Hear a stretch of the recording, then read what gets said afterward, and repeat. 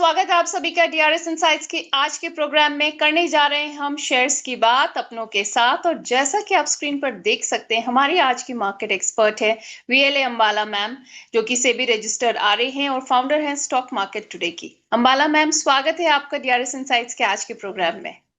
Thank you so much. Good evening. सोमवार की अगर बात करें तो कई लोग इसे ब्लैक मंडे भी कहने के लिए मजबूर हो गए हैं।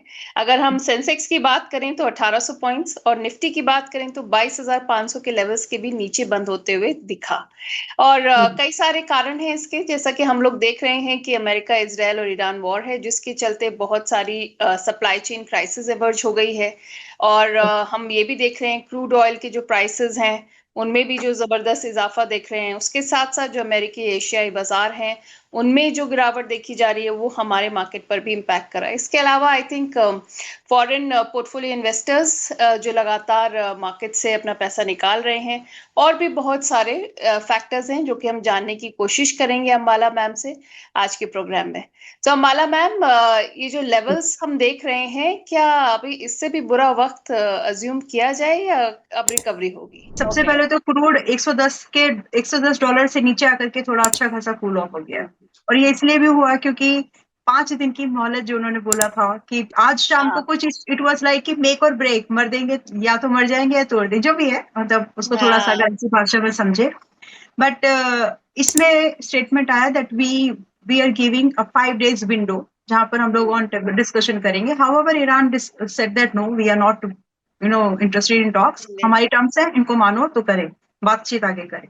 तो ये कंसर्न था जिससे मार्केट जिस सेटअप पर क्लोज हुई थी, अभी की गिफ्ट निफ्टी 4% की आपकी रिकवरी दिखा रहा है।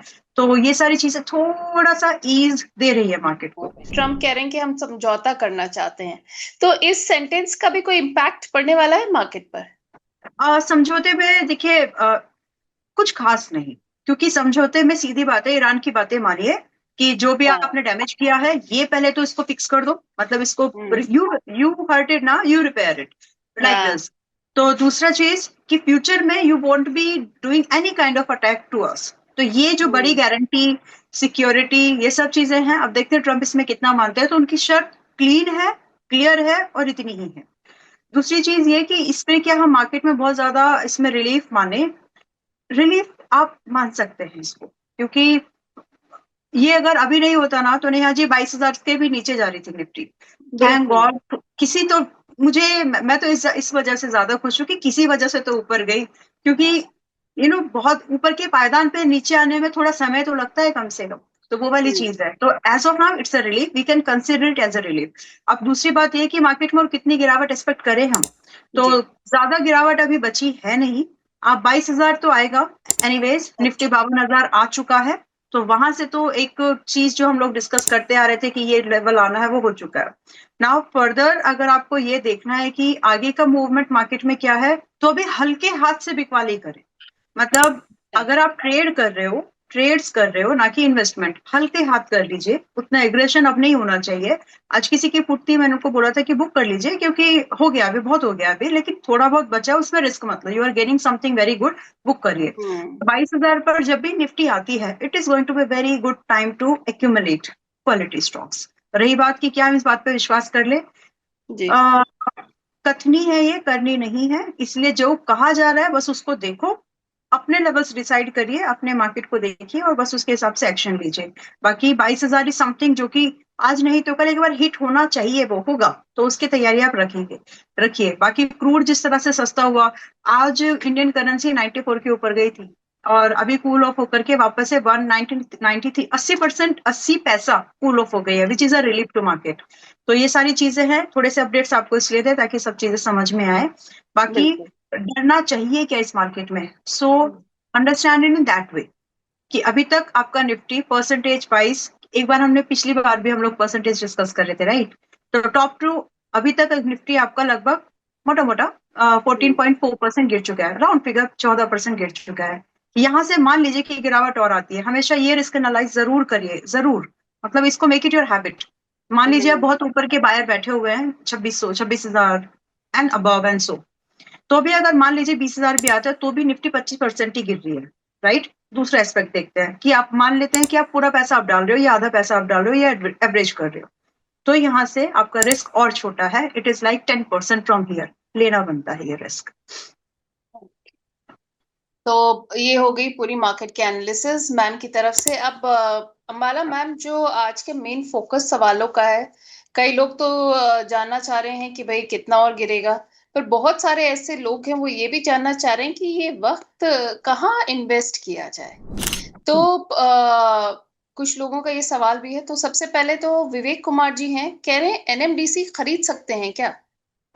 एनएमडीसी हाँ, but as an investor not as a trader, क्योंकि ओके। एनएमडीसी 5 साल वाला स्टॉक है। अभी जिस तरह से न्यू न्यू थिंग्स आएंगे, आप एक्सपीरियंस करेंगे, देखेंगे, सुनेंगे, नई नई चीजें आएंगी माइनिंग को लेकर के। हम्म। माइनिंग माइनिंग से रिलेटेड चीजों में बूस्ट आएगा, तो उस चीज के चलते आप एनएमडीसी को खरीदने वाली लिस्ट में रख सकते हैं, but it should not be less than a 5 year commitment. और 5 साल में मुझे नहीं लगता कि ये उदास करेगा अच्छी वैल्यूएशन पर।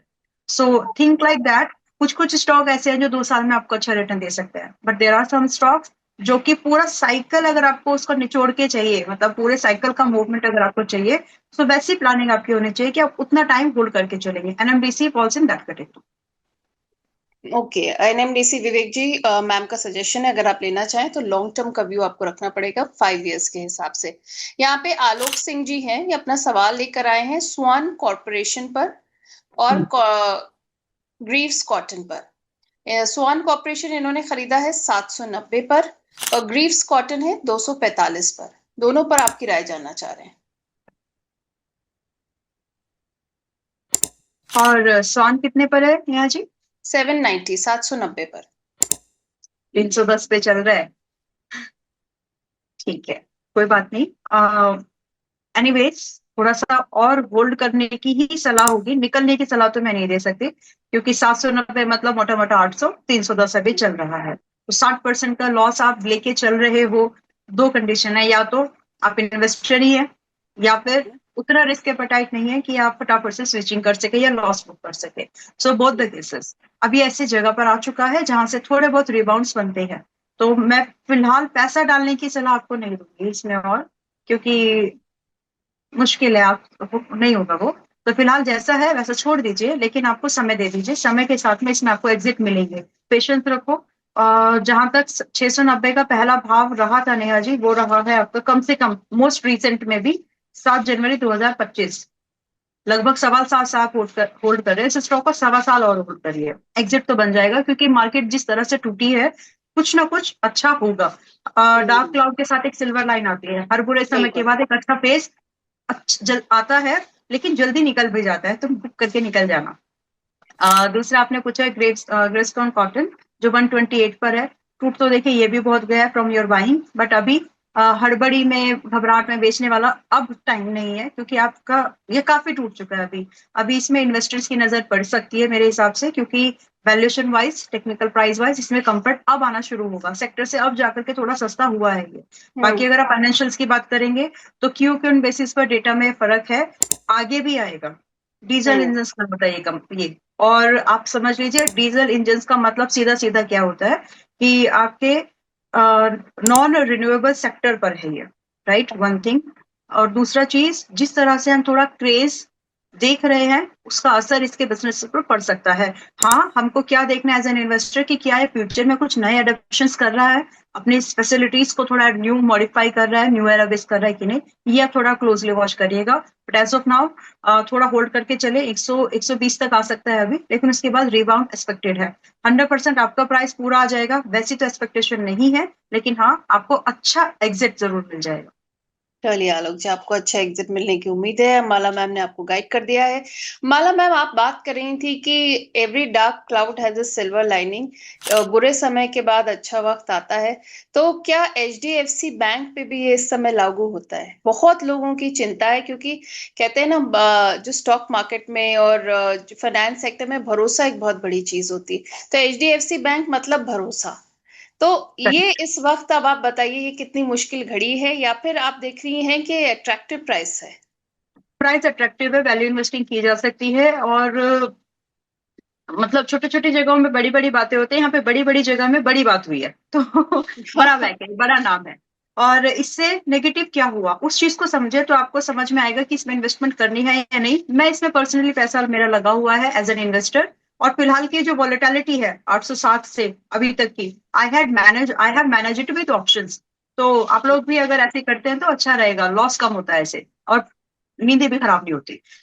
वेल बिकॉज ये मेरे पोर्टफोलियो में है तो मैं रादर कि मैं इसमें आपको स्टॉक रिकमेंड करूं, मैं आपको एक कंटेक्स्ट जरूर दूंगी जो कि आपको काम आएगा। HDFC is being considered topmost bank in country in private hand। अगर आप वैसे साइज वाइज बात करें तो सबसे दो नाम सबसे इंपॉर्टेंट है, ICICI एंड HDFC। रिसेंट दो चीजें हम लोगों ने अभी देखी थी, IDFC फर्स्ट में और एक बैंक और IDBI बैंक में। तो ट्रस्ट जो होता है ना उसका डेंट, उसकी मार बैंकिंग स्टॉक्स पे थोड़ी लंबी चलती है, तो उसकी वजह से ये 720 710 आते हुए लग रहा है। पहली बात तो ये हो गई यहाँ पर। और दूसरी बात ये है जो मोस्ट इंपॉर्टेंट है, टेक्निकल चार्ट के बेस पर आप एंट्री करके प्रॉफिट कमा लेंगे। और क्योंकि ये HDFC बैंक है तो ये आपको बाद में भी आपको रिकवरी करके सस्टेनेबल प्रॉफिट दे देगा। बट अगर यही गलती छोटे बैंक्स में आप देखते हैं तो उनको उनसे बचिएगा। यहाँ पर आपको उतना डरने की जरूरत नहीं है, ये विद टाइम रिकवरी दे देगा। 2 बार स्टेटमेंट मैंने दिया है ये। लेकिन अगर ये ये चीजें अगर आप छोटे बैंक्स में देखें वहां पर कॉशियस हो जाइए, वहां पर आपको थोड़े समय के लिए दूरी बना के रखना चाहिए, बीट IDBI और IDFC फर्स्ट। अब नाम खराब होता है, देखिए जब भी आप बड़े घर का बड़ा कहना, मैं इसको लेमैन की भाषा में समझाऊंगी, HDFC बैंक इज कंसिडर्ड घर का बड़ा बैंक इन प्राइवेट पॉकेट्स। तो जब वहां से ऐसी गलतियां कंफर्म हो, मैं ऑब्लिगेशंस की बात नहीं कर रही हूँ, कंफर्म हो कि हाँ इन्होंने ये किया है, क्योंकि जो फायर हुए हैं अभी UAE साइड में इनके कुछ बैंक ब्रांचेस से, वो इस चीज को इंडिकेशन देता है कि गलतियां इरेगुलरिटीज कंफर्म हुई। उससे जो दूसरे घर के छोटे हैं, अच्छा ऐसे भी और भी कुछ हो रहा होगा, और भी कुछ दबे मुर्दे स्केलेटन्स होंगे, हाँ। तो वहां पर भी प्रेशर आगे कंटिन्यू होता है। सो आउटपुट क्या है इस डिस्कशन का, आप अपनी बैंकिंग में ओवरऑल पूरे पोर्टफोलियो में बैंकिंग का 5% से ज्यादा नहीं रखना चाहिए एज ऑफ नाउ। आपको नहीं पता और मुझे भी नहीं पता कि आगे कौन सा बैंक क्या अपडेट हमको देगा, बट यस इस चीज से आगाह जरूर हो जाना चाहिए, दिस इज द टाइम। बाकी इन्वेस्टमेंट अच्छे बैंक्स में करो जिनकी रिकवरी सस्टेनेबल हो सके, बस इस चीज का ध्यान, कोलैप्स चांसेस कम हो। ऑलराइट, अच्छे बैंक्स में इन्वेस्ट करने की सलाह है। अब माला मैम संजीव राय जी हैं, कह रहे हैं मैम नमस्ते, अब केवल सुकून सैटरडे संडे को मिलता है क्योंकि मार्केट बंद रहता है। अब फिर ये अपनी क्वेरी लेकर आए हैं गेल पर और BPCL पर। गेल इन्होंने खरीदा है 160 पर और BPCL 379 पर। कह रहे हैं एक साल का मेरा व्यू है और क्या करना चाहिए। दोनों होल्ड है एक साल के नजरिए पे। कोई ये जो अभी आप देख रहे हैं ये एक शॉर्ट टर्म पैनिक है, शॉर्ट टर्म सिचुएशन का असर है जो हम लोग देख रहे हैं चार्ट्स पर। और अब कोई भी अपस्ट्रीम डाउनस्ट्रीम कोई भी स्टॉक्स लीजिए उस पर ये असर आपको दिखेगा, तो ये जल्दी रिकवर हो जाता है। सिचुएशन जितनी ज्यादा वर्स्ट होगी उतनी जल्दी रिकवर होती है, इस चीज को समझे। फिलहाल के लिए यस ये पूरे वर्ल्ड को रिसेशन में तभी डाल सकता है कि ये वाली वॉर अगर प्रोलॉन्ग हुई। और why this war is so important, क्योंकि ये यूक्रेन और रशिया से थोड़ी अलग है। वाई? क्योंकि इससे वर्ल्ड के रेस्ट ऑफ एरिया की जो सप्लाई ऑफ एनर्जी है वो हैम्पर हो रही है, और कोई नहीं चाहेगा कि आगे प्रोलॉन्ग महीनों 2-2 साल चलती रहे। वैसी सिचुएशन यहाँ पर नहीं लग रही है। हाँ इंटेंस जरूर हो रही है, लेकिन 2-2 साल वाला सिचुएशन तो नहीं लग रहा। तो आपके जो 1 साल वाला कमिटमेंट है कि 1-1 साल आप गेल को BPCL को रख सकते हैं, ठीक है, टाइम दीजिए, you will get the recovery. But हाँ जब भी मिल जाए थोड़ा सा हल्की पोजीशन को हल्का जरूर कर लेना, टाइम से निकलना भी इस बार। ऑलराइट, आप क्या थोड़ा पोजीशन होल्ड कर सकते हैं। आप यहाँ पर अभिषेक जैन जी सवाल लेकर आए हैं इंडिया मार्ट पर। इंडिया मार्ट इन्होंने खरीदा है 2690 पर। कह रहे हैं क्या करना चाहिए मैम, या सेल करके किसी और स्टॉक में चले जाएं। इंडिया मार्ट नहीं, होल्ड कर जाइए थोड़ा सा, क्योंकि बहुत महंगी एंट्री नहीं है आपकी। तो 2000 कितना, 600? 2690। ठीक है, फिर भी मुझे 2060 लगा, मतलब कहाँ से वो नंबर। ठीक है चलो, थोड़ी देर होल्ड कर जाइए, थोड़े दिन होल्ड कर जाइए। मार्केट जैसे ही रिकवर होंगी होंगी तो मार्केट जैसे ही रिकवर होंगी, जो भी स्टॉक्स अंडर वैल्यूड है सेक्टर वाइज उन पर पहले असर आएगा, पॉजिटिव असर आएगा। और let me tell you, sector is at 43 multiples, this is just at 19 और 20 के बीच में अभी है। और इसका Q on Q basis profit देखिएगा, profit is there, quarter on quarter basis पर 100% से 110% से भी ज्यादा का है, ईयर ऑन ईयर बेसिस पर 50% का से भी ज्यादा का प्रॉफिट है। तो अंडर वैल्यू भी है, प्रॉफिट भी है, बिजनेस ऑनलाइन भी है। तो ये सारे कॉम्बिनेशन हमेशा नहीं मिलते, तो आप इसमें रह सकते हैं इसमें। यस, क्या थोड़ा और प्रेशर नहीं बढ़ेगा? थोड़ा सा और बढ़ेगा, लेकिन उस प्रेशर में रिकवरी भी बहुत जल्दी आ जाएगी, क्योंकि फंडामेंटली अगर आप देखेंगे तो ठीक ठाक कंपनी है, प्रॉफिट है इसके अंदर। The most important thing profit है, और सेक्टर से सस्ता भी है। ओके, तो इंडिया मार्ट को लेकर अभी आप होल्ड करने की सलाह दे रहे हैं। कजारिया सेरेमिक इन्होंने खरीदा हुआ है 1160 पर, तो उस पर क्या सलाह रहेगी मैम? ठीक है, ये थोड़ा है पैनिक वाला सेक्टर इंडस्ट्री अभी। ठीक है। और इनका कुछ व्यू है कुछ समय के लिए, मतलब 1.5-2 साल रख सकते हैं? मैम अभी फिलहाल अभी करंट सिनेरियो के बीच में ये कह रहे हैं कि मतलब इससे को मतलब सेल करके किसी और में चले जाएं। अच्छा, एक काम करिए फिर, आप एक स्टॉप लॉस रखिए, अगर वो हिट हो तो निकले, अदरवाइज नहीं, क्योंकि इस मार्केट में कुछ ऐसा आज की डेट में ऐसा कुछ भी बेहतर नहीं है कि आप यहां से पैसा निकाल करके दूसरे में डाल दें। वैसी अपॉर्चुनिटीज जो है बहुत कम है। तो जब तक आपको एक स्टॉप लॉस नहीं हिट होता, या तो तब निकलो, पैसे की जरूरत है अपने पोर्टफोलियोज में से स्टॉक्स को तब बेचो, या फिर कोई दूसरी बेटर अपॉर्चुनिटीज मिल रही हो तो ही बेचो। इन तीनों में से कोई कंडीशन मीट होती है तो ही कोई स्टॉक को सेल करे, अदरवाइज होल्ड कर जाइए। Time has its on healing things.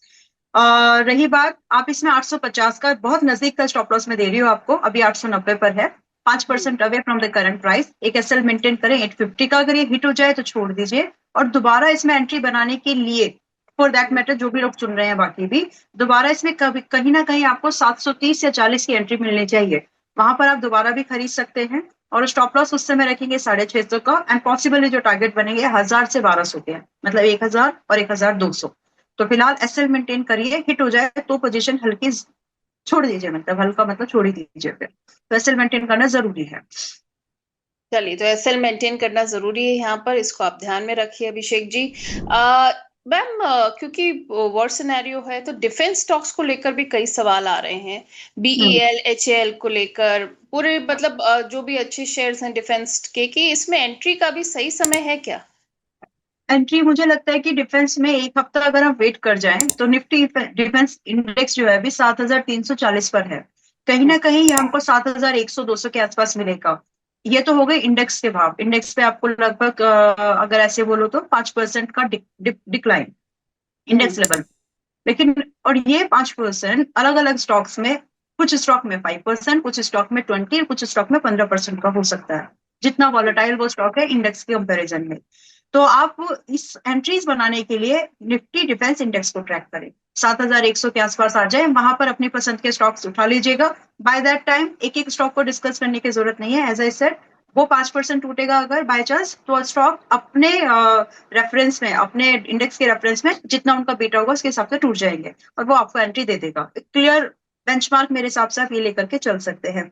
Kajaria से मैंने इनको एग्जिट जिनको बोला था अभी थोड़े दिन पहले, अगर स्टॉप लॉस आपका हिट हो जाता है तो सारा सिरेमिक को एक बार आप देख लेना, जो कि 4580 पर है। अगर वहां पर स्टॉप लॉस हिट हो रहा है इसका मतलब ये भी आपको कहीं ना कहीं 4350 के आसपास मिलेगा। उसकी जगह इसको देख लीजिए, ये ज्यादा बेटर लग रहा है प्राइस वाइज, एंड यहाँ पर जो रिकवरी है वो थोड़ा जल्दी हो सकती है, सेम इंडस्ट्री में अगर आपको इंटरेस्ट है तो देख लीजिए। जैसे ही वहां का एसएल हिट हो तो यहाँ पर आप थोड़ा एंट्री के बारे में देख सकते हैं, क्लोज टू 4300 और 550 पॉसिबली जो टारगेट आपको दिखेंगे, 5000 ऑनवर्ड्स अप टू 5300 के दिख जाएंगे, and you got to maintain stop loss at 4000। अगर गैप डाउन होकर के 4000 आ रहा है तो कंसीडर नहीं करना, प्राइस ट्रेड होने वाला रेंज है, ठीक है। ओके, तो ये हो गई आपको सलाह चेंज जो आपने पूछा था सारा सेरेमिक के बारे में, मैम ने दे दी है। अब नीरज गर्ग जी सवाल लेकर आए मैम एमएमटीसी और हुडको पर। कह रहे हैं अंबाला मैम के सजेशन पर मैंने खरीदा है एमएमटीसी 60 हम्म रुपए पर और हुडको 172 172 पर। कह रहे हैं बताइए मैम कि अगर कोई चेंज है स्टॉप लॉस में या टारगेट में under current market scenario. Stop loss more than enough है जो आप लोगों के पास में है, अगर वो हिट नहीं हो रहा है तो होल्ड कर जाइए पोजीशन को। और दूसरा कौन सा स्टॉक दिया था हम बताया इन्होंने?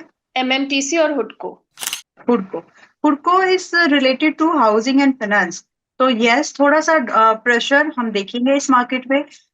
अच्छा, इसको ऐसे समझा देती हूँ, फुडको करता क्या है, urban housing finance development industry है, राइट। अगर इन्फ्लेशन इंक्रीज हो रहा है, लोगों के मार्जिन स्क्वीज होंगे। मार्जिन का मतलब बचत स्क्वीज हो गई, कंपनी की बात करते करते मार्जिन बना के। लोगों के हाथ में पैसा कब बचेगा? घर इंसान तब बनाता है, या दूसरा घर तब बनाता है, या तो उसके पास एक्सेस मनी बच रही हो, या फिर उसके पास में एक भी घर ना हो। लेकिन ये होता सिर्फ तब है जब पैसा बच रहा हो। बढ़ता हुआ इन्फ्लेशन इस इंडस्ट्री के लिए नेगेटिव माना जाता है। तो इसीलिए अभी अगर आप हुडको में आपका 1.5-2 साल का नजरिया नहीं है, तो you can think of exit. But अगर आप एक इन्वेस्टर हो और 1.5-2 साल का नजरिया लेकर के बैठे हो, तो ये इंडस्ट्री चलेगी, क्योंकि इसमें बहुत पेन आया है। इसमें बहुत ज्यादा भी प्रॉफिट बुकिंग की जगह बची नहीं है। Indeed what I am trying to make you guys understand, 220 से 250 का टारगेट आप एक्सपेक्ट कर सकते हो, लेकिन समय बहुत लगेगा।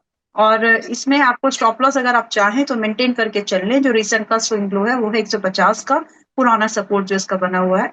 तो वहां पर उसके नीचे एक छोटा सा स्टॉप लॉस लगाएं और बैठिए, थोड़ी देर बैठने की कोशिश करिए, ताकि इसमें आपको थोड़ा कुछ मिल सके। जीवा जी सवाल लेकर आए हैं फार्मा पर, इनका सवाल है डॉक्टर रेड्डी पर। मैम थोड़ा फार्मा हम्म। सेक्टर पे भी पूरा ओवरव्यू दे दीजिए, और जो स्टॉक्स इस समय कौन से सही है नहीं है, क्योंकि that has also been hit, वैसे तो सारे ही सेक्टर्स हुए। Yes. तो कोविड एक टाइम ऐसे आया था नेहा जी, जहां पर डिफेंसिव नेचर के हो या प्रोटेक्टिव नेचर, जितने भी सेक्टर थे सब गिरे थे उस पे। तो ये यस, वैसा ही है, राइट, बिल्कुल। सब गिरे थे उसमें, लाइन से सब गिरे थे। हाँ। तो ये कुछ वैसे सही है, क्योंकि इसमें जहां जहां पर किसी को भी लग रहा है प्रॉफिट बुकिंग है, करना चाहिए, वो कर रहे हैं, शिद्दत से कर रहे हैं। तो इस मार्केट में क्या खरीदना चाहिए? बहुत ज्यादा स्टॉक्स तो, अगर आप ट्रेड कर रहे हो तो बहुत ज्यादा स्टॉक्स की लिस्ट है नहीं आपके पास, बेच के जी। चलो अगर ट्रेड ऑप्शंस में है तो एक बार को। लेकिन अगर आप इन्वेस्टमेंट के हिसाब से देख रहे हैं, देर आर सर्टेन स्टॉक्स जो आप ध्यान में रख सकते हैं। पहला सवाल आपका डॉक्टर रेड्डी को है। Anyways, if anybody is in this stock as a trade point of view, so you got to maintain an SL at 1230। 1230 का स्टॉप लॉस रखिए, अगर वो हिट हो जाए तो छोड़ दीजिए। और अभी चल रहा है 1253 पर, मतलब लगभग 1255 पर ये अभी है। पॉसिबली अपसाइड क्या देख सकते हैं हम इसमें, 1350 से 1500 का अपसाइड दिखता है। लेकिन एसएल के साथ ही, एसएल इस बार छोटे रखिए, जहां पर छोटे की जरूरत है वहां छोटे रखो, क्योंकि अगर जैसे ही वो स्टॉप लॉसेस हिट होंगे, उसके बाद अनदर 10-15% की डिक्लाइन है। तो कॉशियस रहिएगा। रही बात क्या हम कुछ खरीद भी सकते हैं इस मार्केट में या नहीं, so I have one stock Mankind Pharma in my mind और माय स्क्रीन ऑल्सो। तो मैनकाइंड इज समथिंग जो 1800-1900 के रेट में मुझे अट्रैक्टिव लगता है। और ये कहीं ना कहीं आपको एक अच्छी अपसाइड इस रेंज से लो रिस्क पर, कहने का मतलब सिर्फ इतना है कि जहां पर रिस्क कम है, दिखा सकता है। तो ये स्टॉक एक बार आप चाहें तो कंसिडरेशन में ला सकते हैं। जोटा health care, okay. ZVOTA, ZOTA। ZOTA, जोटा हेल्थ हाँ, केयर। यस, एक बार इसको देख सकते हैं, 1050 के आसपास आया है। मोस्ट लाइकली अगले दिनों में, अगले कुछ दिनों में 950 से 1000 की रेंज में रहेगा।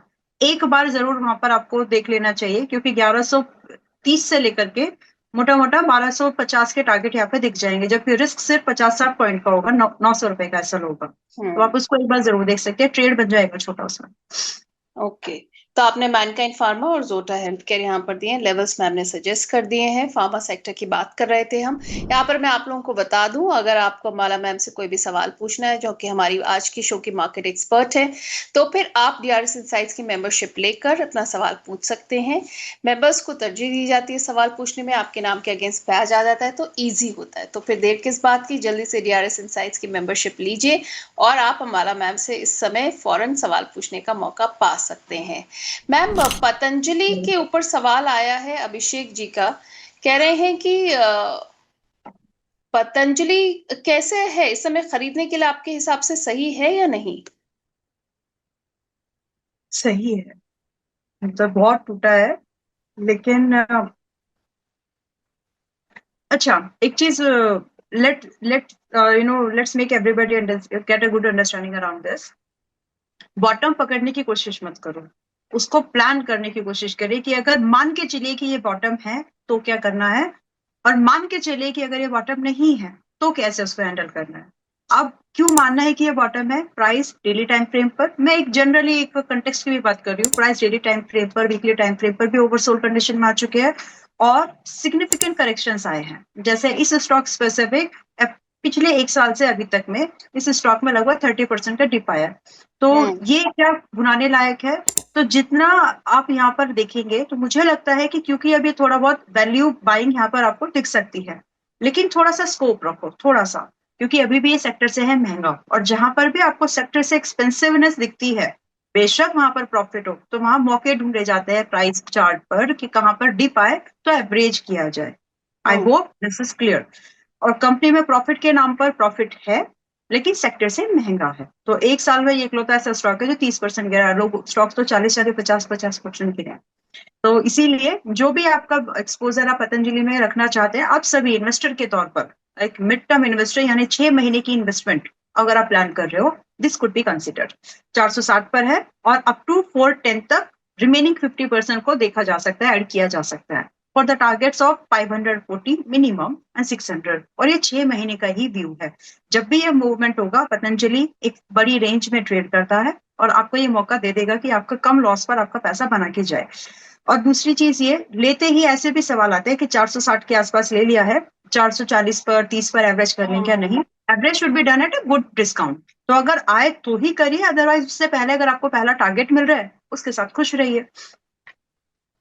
चलिए, ये हो गई बात आपकी पतंजलि पर भी। अब मैम सुपर चैट के जरिए ऋषि कुमार जी सवाल पूछ रहे हैं, सोलरेंस, बीएसई, मॉस्चिप और एचडीएफसी बैंक पर आपकी राय जानना चाह रहे हैं।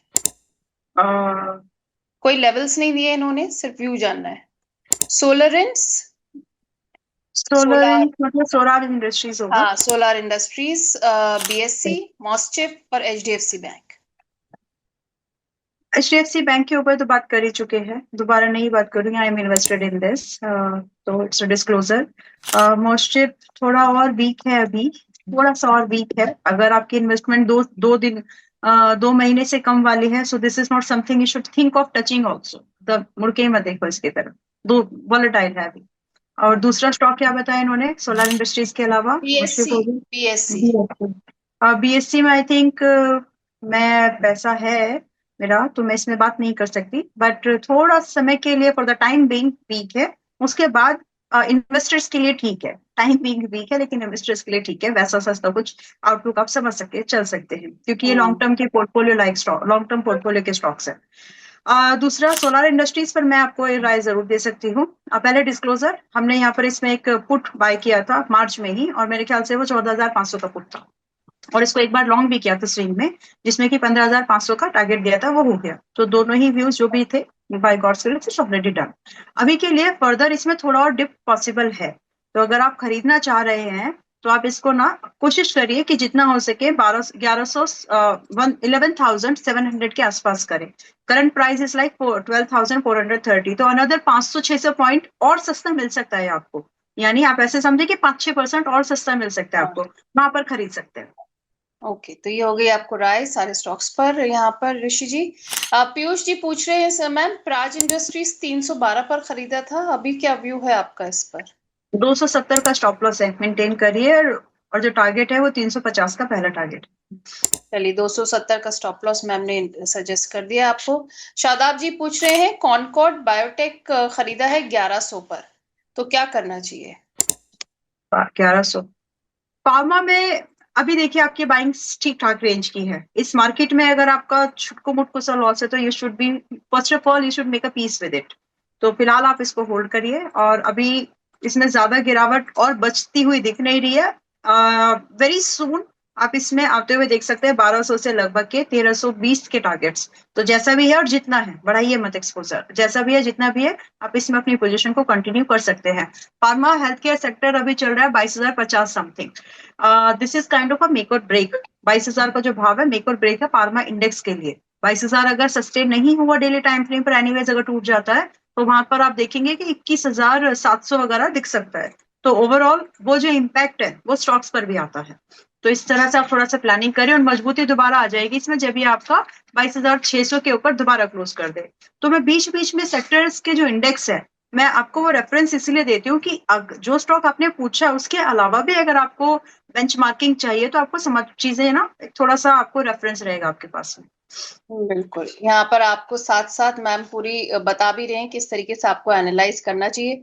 ऋषि कटियार जी पूछ रहे हैं यहाँ पर, हाईटेक एनर्जी और एबीबी इन्वेस्टमेंट के लिए करंट प्राइस सही है क्या खरीदने के लिए? ABB what? ABB investment, ABB ही लिखा है इन्होंने मेरे ख्याल से। मैं एक मिनट चेक कर लेती हूँ। एबीबी, मेरे ख्याल से एबीबी इंडिया करके जो शेयर है उसी की बात कर हाँ, रहे हैं। एबीबी। All right. तो एबीबी ठीक है नेहा जी, मतलब अच्छा खासा डिस्काउंट इस पे मिल रहा है अभी। जी। और एक रैली भी कंटिन्यू हुई जनवरी से अभी तक का, एक अच्छा मूवमेंट इसने किया है। लाइक 25% अपसाइड लगभग गया था। उसके बाद से भी अगर आप देखेंगे तो, मतलब ये मैं इसलिए बोल रही हूँ, 25 हमको मिल पाया जो हमने मेंबर्स को रेकमेंड किया था। इट्स अ डिस्क्लोजर कि एबीपी को हमने 4,800 के पास में बाय किया है, एंड उसके बाद 6,000 के टारगेट थे, वो हो गया। अब अब जो आपको एक स्ट्रैटेजी यहाँ पर यूज करनी चाहिए, टू सी कि क्या ब्रेक तो नहीं हो रहा। ट्रेडर्स के हिसाब से ब्रेक तो नहीं हो रहा, आपको ढूंढना है। बाकी इन्वेस्टर जो है, आप इसमें बने रह सकते हैं, उतना बड़ा डिप मुझे नहीं लग रहा आते हुए। बट अगर जिनकी भी पोजीशन एनीवेज 5,900 से ऊपर की है, उनको हम्म। स्टॉप लॉस कम से कम, रिस्क जो है अपना कम करिए। 5,750 पर तो एटलीस्ट अपने लिए एक ब्रेकर हम्म। लगा लें कि अगर टूट जाए तो उसके नीचे आपको लॉस नहीं देखना है, क्योंकि अगर ऐसा हुआ तो ये 5,200 300 वापस आएगा। और if you are an investor तो कोई प्रॉब्लम की बात नहीं है। प्राइस के हिकअप्स जो होते हैं आते जाते रहते हैं, आपको स्टॉक फंडामेंटली स्ट्रांग ढूंढना है, ये उसमें फिट बैठता है। और रही बात आपके पॉसिबल टारगेट, शॉर्ट टर्म के टारगेट अगर आप 6 महीने के दायरे पर भी पूछेंगे तो भी 6,800 से नीचे अब टारगेट नहीं दिखता है पहला। और दूसरा टारगेट आपको 7,500 का। सो थिंक कि आपका एलोकेशन कितना है, एक्सपोजर कितना, उसके हिसाब से डिसाइड कर लीजिए। चलिए, एलोकेशन एक्सपोजर के हिसाब से आप डिसाइड कर सकते हैं। मैम ने यहाँ पे लेवल्स आपको सजेस्ट कर दिए हैं। अब मैम, आईटी सेक्टर एक और सेक्टर है जिस पर भी काफी सवाल आ रहे हैं, स्पेशली टीसीएस और इन्फोसिस को लेकर। तो थोड़ा सा व्यू आईटी सेक्टर पर भी शेयर कर दीजिए। वो इसलिए क्योंकि आज इकलौता आईटी ऐसा था जिसने थोड़ा सा हरा रंग मार्केट में दिखाया। एग्जैक्टली। यस। और नेहा जी, आईटी के कुछ निफ्टी ईटीएफ्स, आईटी ईटीएफ्स मैं खरीद करके हूँ, क्योंकि मेरी नजर में अभी स्टॉक स्पेसिफिक हम तो नहीं, मतलब ज्यादा वो कर सकते हैं। हाँ। कहीं ना कहीं स्टॉक्स आ ही जाते हैं डिस्कशन में। तो just to avoid all that, तो मैंने निफ्टी आईटी ईटीएफ्स के कुछ खरीदे हैं, और मैं उसको 27,000 तक ऐड कर सकती हूँ। और द सेम व्यू मैंने आप लोगों को भी डिस्कस किया था। So with in the guidelines ये चीज मैं आपको बता रही हूँ कि निफ्टी आईटी में अगर आप बात करेंगे, अभी प्राइस डिस्कशन पर आते हैं, हम्म। अच्छा खासा करेक्शन हो गया। अब यहाँ से ज्यादा 27,000 दिखता है आईटी इंडेक्स। और ऊपर की तरफ जब जाएगा, so you will be happy after hearing this numbers. 30,000, 32, and फिर 35,500, ये नंबर्स है। यानी बेर मिनिमम अगर आप बात करेंगे, आज का इन्वेस्टर जो आप पैसा लगाना चाह रहा है, उसको कम से कम एक बीच का सेकंड टारगेट तो मिल ही सकता है 32,000 तक हम्म। का, which is like 10% from here. तो वैसा सा है, लेकिन प्लानिंग इस तरह से करिए कि आप ओवर एक्सपोज ना हो जाए। एलोकेशन वाइजली करो। एलोकेशन बहुत इंपॉर्टेंट रोल प्ले करता है, तभी आप मूवमेंट का एनकैश कर सकते हैं। तो 27,000 पर आएगा अगर प्लानिंग रखिए, क्योंकि अभी बोला है, बातचीत हो रही है कि मतलब वी वांट नेगोशिएशन, लेकिन सेकंड काउंटर पार्टी हम्म। में रेडी होना चाहिए, वो नहीं है अभी। बिल्कुल बिल्कुल। तो और सत्ताईस सबसे बड़ी हजार बात, जो पार्टी ये बात कह रही है वो भी कितना अपने वर्ड्स पर टिकी रहती है। हाँ, हम तो डर के बैठे थे, लिटरली बोल रही हूँ मैं। मतलब इट वाज लाइक कि देखते हैं शाम में कभी, आज तो कोई गड़बड़ी में पेन में नई पोजीशन को देखते बेचते या कुछ करते हैं। आज की जो रात है, आज की जो शाम है, इंपॉर्टेंट है। ये जो मार्केट के फर्दर सेंटिमेंट्स को डिसाइड करने वाली है अगले हफ्ते के हिसाब से, एटलीस्ट मार्च तक जी। के लिए। वैसे सा था तो अभी तो कुछ कुछ पॉजिटिव ही हो रहा है, लेट्स सी। तो दल बदलू बोलते हैं उनको, बात बदलो दल बदलो, कुछ तो एक वर्ड है। ठीक है, चलो, we shouldn't use such words, but yes. That's what impression he has created in the market for himself. तो बाकी बात आईटी पर वापस आते हैं। 29,000 जी। के आसपास बुरा नहीं लगता, और 27,000 पर आए तो और एडिशन करने के लिए बिल्कुल ठीक लगता है। जहां पर प्रॉफिट नहीं है, वहां पे प्रॉफिट बुकिंग नहीं होती, दैट मीन्स वहां पर वैल्यू बाइंग की अपॉर्चुनिटीज इन्वेस्टर ढूंढता है। तो वही मौका आपको आईटी इंडेक्स में दिखेगा, आईटी सेक्टर्स में। ऑलराइट, तो ये हो गई आईटी सेक्टर की बात। अब ऋषि जी कह रहे हैं मैम वो हाईटेक एनर्जी पर इन्वेस्टमेंट करना है या नहीं, वो उसका जवाब रह गया है। हाईटेक या फिर हाईटेक पाइप है, हाईटेक तो हाईटेक एनर्जी, हाईटेक HIA है आई थिंक इनका। Hitachi, power India, Hitachi power India. मेरे को भी नहीं मिल रहा है। चलिए, हाँ हम्म। Sorry, Hitachi. अब इन्होंने दोबारा कहा कि मैम करके हिताची एनर्जी लिमिटेड अब भेजा है इन्होंने तीसरी बार। ठीक है, तो देखिए हिताची में you got to be cautious. Company investment के लिए बहुत ठीक है लॉन्ग टर्म परस्पेक्ट से। एंड हमने इसको अभी रिसेंटली मेरे ख्याल से कभी इसको ट्रेड आया था शायद जनवरी वगैरह में, हमने इसमें लॉन्ग पोजीशन भी दिए थे मेंबर्स को। उसके बाद एनर्जी ओवरऑल सेक्टर में जो अच्छे अच्छे स्टॉक्स थे अच्छे चले थे, so we were in that movement, हमने मेंबर्स को दे पाए वो। बट अभी नहीं है। दूसरी बात ये कि आगे का मूवमेंट क्या है, 40% का अपसाइड मूवमेंट इसने तब से अब तक किया है। नाउ आगे क्या करना है, अभी जो भी लोग इसमें हैं या लेने का प्लान कर रहे हैं, एक बार अटेम्प्ट तो फिर भी बनता है, क्योंकि स्टॉक क्वालिटी स्टॉक है। रही हम्म। बात करें कैसे इसको handle, just maintain a trailing stop loss. Fresh bye कर रहे हो तो भी सेम है, आपका स्टॉप लॉस आपको 22,700 पर रखना चाहिए। और अभी जो करंट प्राइस है नेहा जी वो 24,255 का है। अगर आपका एनीवेज 22,700 टूट रहा है तो छोड़ दीजिए, जब तक वो बना हुआ है आप अपने पोजीशंस को कैरी और कर सकते हैं। फ्रेश अगर आप बाय करने का प्लान कर रहे हैं तो कोशिश करिए कम एक्सपोजर से करें। वाई, अभी जो मैंने आपको बताया कि मेंबर्स को दिया था, रीजन ये नहीं था कि मैं आपको ये बताना चाह रही थी कि मेंबर्स को दिया था, रीजन ये था कि पिछले 2 महीने में ये 40 से 50% चल चुका है। तो वहां पर हम्म। डरने की जरूरत है, राइट? क्योंकि अगर प्रॉफिट आया है तो प्रॉफिट बुकिंग भी आती है। तो इसीलिए अपनी पोजीशन को हल्का रखो अगर आप एक्सटेंडेड अपसाइड मूवमेंट को चेस करना चाहते हो, विच इज पॉसिबल। रही बात फर्स्ट टारगेट, तो 26,800 should be the first target that you can look for. And लगभग लगभग 28,000 दूसरा टारगेट आपको दिख सकता है, लेकिन एक्सपोजर कम रखना। अब ये चल चुका है, इसलिए मैंने 2 बार ये बात अच्छे से समझा है। चलिए, तो ये हो गई बात, हिताची पर भी मिल गई राय। मैम, जब हमने बात कर ली, अब डिफेंस की हमने बात कर ली है, आईटी की, फार्मा पे भी आपने व्यू दे दिया है। आप बताइए माला मैम, इस समय ऐसे कौन से सेक्टर्स हैं जो आपकी नजर में हैं, क्योंकि कहते हैं ऐसे वक्त बहुत कई सालों में एक बार आता है ठीक और है। ये इन्वेस्टमेंट का टाइम होता है। तो I would like your expert opinion on this. पहली बात तो thank you for asking this, क्योंकि सबके मन में सवाल है, तो सबके सामने से आपने सवाल सबके मन से पूछ लिया है। So this is a very good question could be asked in today's market scenario. Nifty IT, आपको मुझे लग रहा है कि यहाँ से रिकवरी की पॉसिबिलिटीज है, और 27,000 इज समथिंग जिसके नीचे मुझे नहीं लग पा रहा है कि बहुत ज्यादा पेन बचा हुआ है। तो वहां पर डेफिनेटली एक शॉर्ट टर्म अटेम्प्ट जरूर बनता है। लॉन्ग टर्म इन्वेस्टर्स वेल्थ तभी क्रिएट करते हैं जब वो डिप में खरीदे, महंगे में नहीं खरीदी जाती। अगर आपको वेल्थ बनानी है तो अच्छी चीजों को डिस्काउंट पे। And as you said Neha ji, ये सिचुएशन कई सालों में, मतलब डिकेड में 1 या 2 बार ही आती है मुश्किल से, तो ये समय है आपके लिए। दूसरी बात, कंजप्शन में आप थोड़ा फोकस रह सकते हैं। कंजप्शन एंड एफएमसीजी टुगेदर, दोनों में इक्वल ओके। वेट नहीं, दोनों में एक जैसा, लेकिन जैसे मान लीजिए 5 रुपए लगाने हैं आपको तो 2.5 लगा लीजिए दोनों में, लाइक ओके। दैट। बाकी आपके तो फाइनेंशियल एडवाइजर को एफएमसीजी कंसल्ट करें। और कंजम्पशन सेक्टर में कोई आपके स्टॉक्स हैं जो आपके पिक्स हों?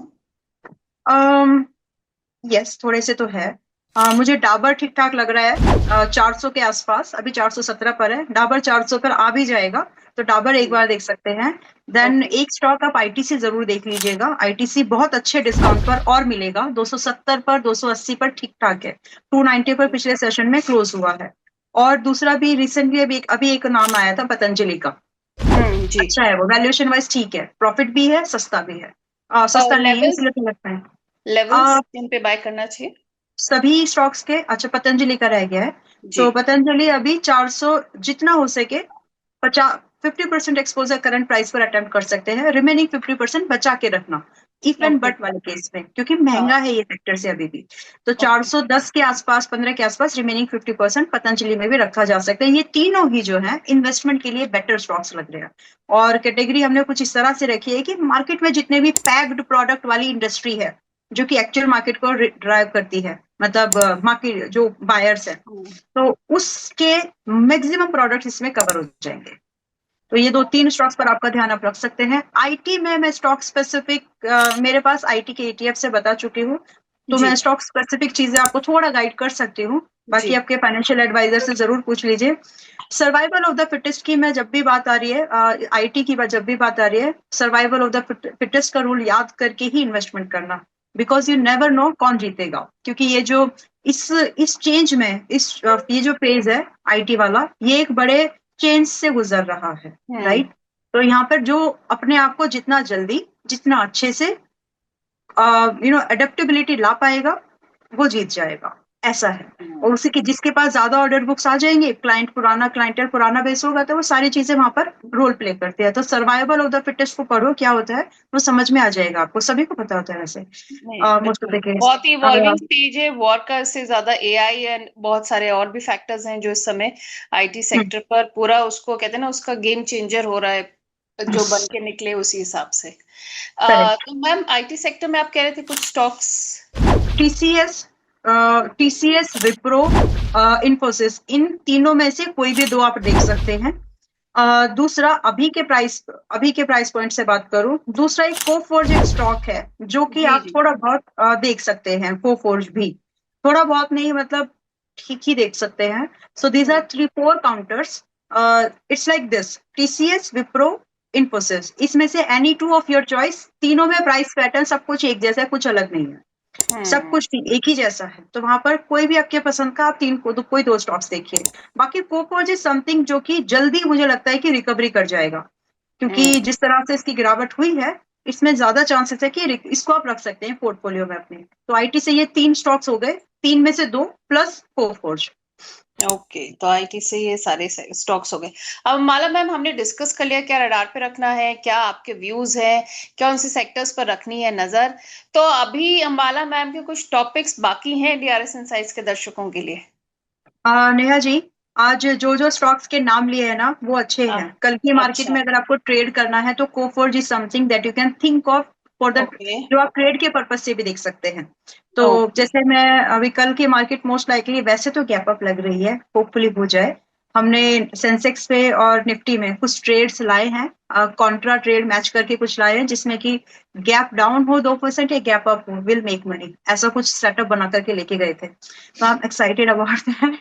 लेकिन ओके। कोफर्ज पर वापस आ रही हूँ, अगर गैप अप नहीं हो रहा है तो हम्म। पॉसिबिलिटीज तो बन रही है। अगर गैप अप नहीं हो रहा है तो कोफोर्ज में आप 1100 के आसपास के प्राइस में एंट्री लेकर एक छोटा स्टॉप लॉस मेंटेन करके, विच इज इन 990, वो स्टॉप ओके। लॉस मेंटेन करके लगभग 1200 और 1350 के टारगेट को आप कोफोर्ज में ट्रेड कर सकते हैं। एंड अगर एक बार आपका स्टॉप लॉस हिट हो जाए तो फिर थोड़े समय के लिए छोड़ दीजिए। दैट गिव्स इन कंफर्मेशन कि हाँ, एक बार निफ्टी आईटी को 27,000 फिर जाना ही है, उसको टच हम्म। किए बिना वो आएगा नहीं वापस, मतलब ऊपर नहीं जा रहा है। तो फिलहाल के लिए एक शॉर्ट टर्म ट्रेड स्विंग के हिसाब से प्लान कर सकते हैं। बाकी जिन जिन स्टॉक्स पर मैंने बोला है कि हाँ ये अच्छा लग रहा है, उनको वीडियो को दोबारा देख लीजिएगा। गुड सेट ऑफ स्टॉक्स है वो, जिनमें आपको क्वालिटी मिलेगी, एक इनफ जो होता है ना, पोर्टफोलियो टेस्ट होना चाहिए कि ओवरलैप नहीं होना चाहिए, ओवर डाइवर्सिफिकेशन भी नहीं, और बैलेंस होना चाहिए। तो वो सारी चीजें उसमें आपको दिख जाएंगी। तो जो जो बिल्कुल। स्टॉक्स हम लोग ने डिस्कस किए उनको आप एक बार देख सकते हैं। मैं रिपीट भी कर देती हूँ, हमने डिस्कस किया है यहाँ पे निफ्टी आईटी आपने बताया था, फिर आपने एफएमसीजी और कंजम्पशन सेक्टर में डाबर, आईटीसी, पतंजलि, फिर हमने आईटी सेक्टर जब डिस्कस किया तो टीसीएस, इन्फोसिस और विप्रो में से आपने कहा था किन्हीं दो को, और फिर आपने कोफोर्ज को भी सजेस्ट किया है, लेवल्स भी आपने यहाँ पर डिस्कस किए थे। तो अगर आप में से कोई देखना चाहता है, थोड़ा सा आप वीडियो रिवाइंड करेंगे तो आपको ये सब सारे स्टॉक्स मिल जाएंगे और लेवल्स भी अच्छे से। अंबाला मैम, अब ये बताइए, ये जो वक्त है, ये जो पूरे हालात हैं, इसमें जाते जाते अंबाला मैम की जो टिप है टीआरएस इनसाइट के दर्शकों के लिए, आपने पिछली बार भी बड़ी अच्छी दी थी, वो क्या रहेगी। फिलहाल आज की मार्केट को समझते हुए सिर्फ एक ही बात बोल सकती हूँ कि हर बुरे समय के बाद एक अच्छा समय जरूर आता है। And market is something, treated price को आप एक स्प्रिंग की तरह समझे। आप उसको जितनी जोर से प्रेस करेंगे, वो उतनी ही ताकत से रिएक्शन जो होता है और उतनी ही दूर जाती है।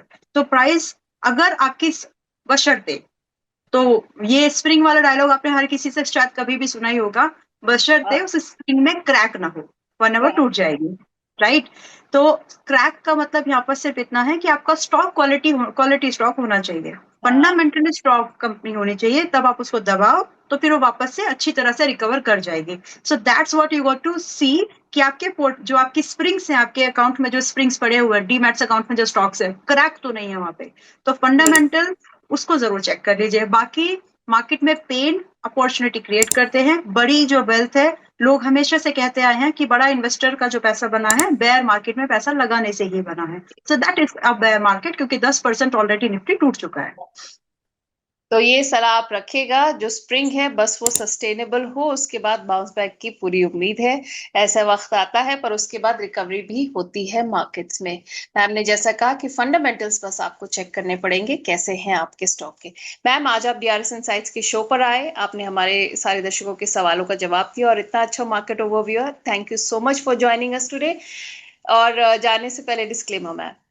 Yes, so Neha ji, thank you so much for having me here. Evening वाला शो होता है तो थोड़ा सा मुझे मैनेज करने में थोड़ी होता है, बट क्योंकि वीक में एक बार है और पूरे हफ्ते की तैयारी मिल जाती है लोगों को, तो इसलिए मैं इसको मिस नहीं करना चाहती हूँ in any ways. Thank you, अच्छा लगता है ये वाला शो। दूसरी चीज, आज हमने बहुत सारी चीजों के ऊपर डिस्कशन रखा है, मार्केट आउटलुक, स्टॉक्स। तो जो भी स्टॉक्स के बारे में बातचीत की, मेरे ख्याल से एचडीएफसी बैंक का भी नाम आया है, so that is in my portfolio. बाकी और रिकमेंडेड स्टॉक्स में से there was none which is in my current portfolio. बाकी यस, मेंबर्स के पास या फिर अलग अलग प्लेटफॉर्म पर जहां पर हम होते हैं तो उनके पास जरूर स्टॉक्स रिकमेंडेशन के तौर पर क्योंकि जाते हैं तो बहुत लोग फॉलो करते हैं, हो सकता है उनके पास हो। So from my side there is no conflict of interest. Trading and investment अलग अलग चीजें हैं, अलग तरह से हैंडल की जाती है, तो इस चीज को हमेशा ध्यान में रखें। Thank you so much. Thank you ma'am, thank you for the appreciation also. और यहाँ पर मैं हमारे दर्शकों को बता दूं कि मैम ने जो भी आपको सलाह दी है उसको आप जरा संभाल के और नजर से रखिएगा। मैम ने ये भी बताया है ट्रेडिंग और इन्वेस्टमेंट दोनों डिफरेंट हैं और इस समय मार्केट में आपको बहुत संभल कर और सोच कर आगे बढ़ना है। अगर आप में से कोई भी अपना पूरा पोर्टफोलियो रिव्यू कराना चाहता है मार्केट एक्सपर्ट के द्वारा, तो फिर आपको डीआरएस इनसाइट्स की सपोर्ट मेंबरशिप अपग्रेड करनी पड़ेगी, जहां पर आपको मिलेगा मौका अपना पूरा पोर्टफोलियो रिव्यू कराने का मार्केट एक्सपर्ट से ही। हम नहीं, मार्केट एक्सपर्ट ही आपका पोर्टफोलियो रिव्यू करेंगे।